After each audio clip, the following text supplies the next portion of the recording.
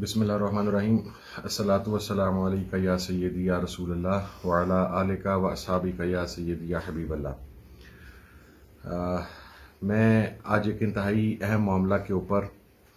آپ کے ساتھ مخاطب ہوں اور کچھ گزارشات آپ کے سامنے رکھنا چاہتا ہوں انتہائی اختصار کے ساتھ۔ آپ کے علم میں ہے کہ مبارک ثانی کیس کا ایک ایسا فیصلہ سپریم کورٹ کی طرف سے جاری کیا گیا اور اس کے بعد اس کے ریویو کے بعد بھی جو فیصلہ جاری کیا گیا وہ آئین پاکستان اور قرآن و سنت کے احکام کی صراحتاً خلاف ورزی پر مبنی تھا۔ اس حوالہ سے قومی اسمبلی کے اجلاس میں اللہ رب العزت نے اس بندہ ناچیز کو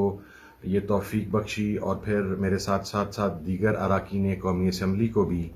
کہ ہم نے اس معاملہ کو on floor of the house اٹھایا اور اس کے اوپر اسپیکر قومی اسمبلی سردار ایاز صادق صاحب نے میں سمجھتا ہوں کہ بڑی گریس کا مظاہرہ کرتے ہوئے standing committee for law and justice کو یہ معاملہ فارورڈ کیا۔ 2 اجلاس ہوئے standing committee law and justice کے۔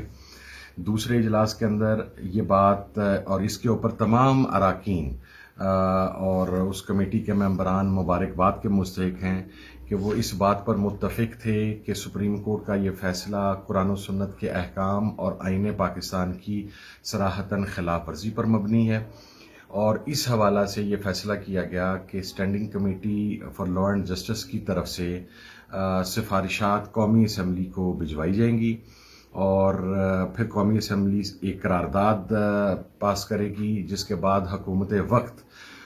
سپریم کورٹ کے اس فیصلہ کے خلاف ایک ریویو فائل کرے گی۔ اس سے پہلے گزشتہ روز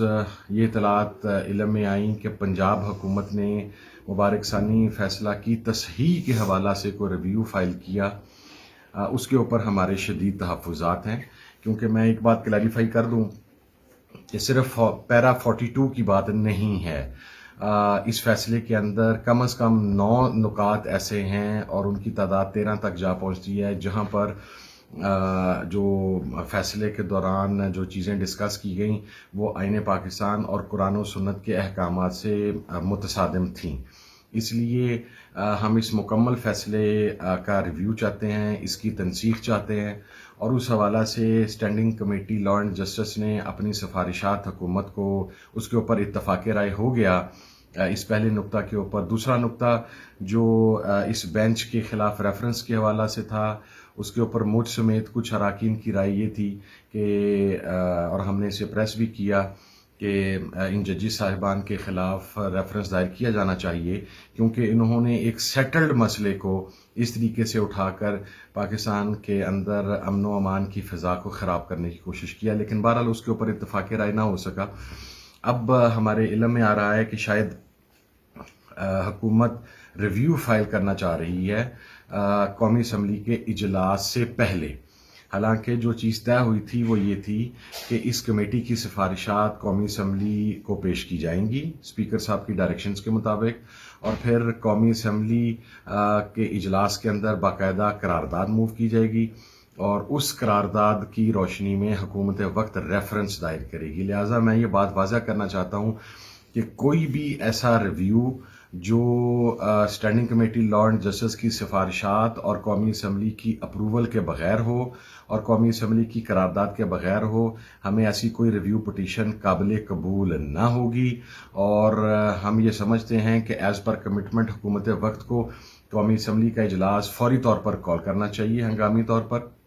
یہاں پر ذاتی مفادات کے لیے، شخصیات کے تحفظ کے لیے تو 4 گھنٹے میں اجلاس کال ہو جاتا ہے، لیکن تحریف قرآن اور ختم نبوت کے معاملہ کے اوپر یہ اجلاس کیوں کال نہیں ہو رہا؟ میں ان کی نیت کو قطعاً چیلنج نہیں کر رہا، اور جس طریقے سے حکومتی اراکین نے بھی اس کمیٹی کے اندر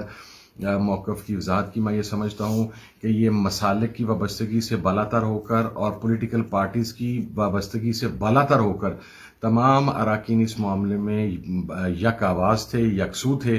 کہ اس فیصلے کے خلاف قومی اسمبلی کی قرارداد کی روشنی میں ریویو دائر ہونا چاہیے۔ لہٰذا اگر کوئی ایسا ریویو دائر کیا جاتا ہے جو قومی اسمبلی کے اجلاس سے قبل ہو تو وہ ہمارے لیے قابل قبول نہ ہوگا۔ مجھے امید ہے کہ حکومت اس معاملے کی حساسیت کو مد نظر رکھتے ہوئے فوری طور پر قومی اسمبلی کا اجلاس بلائے گی اور وہاں سے ایک جوائنٹ ریزولوشن موو کیا جائے گا،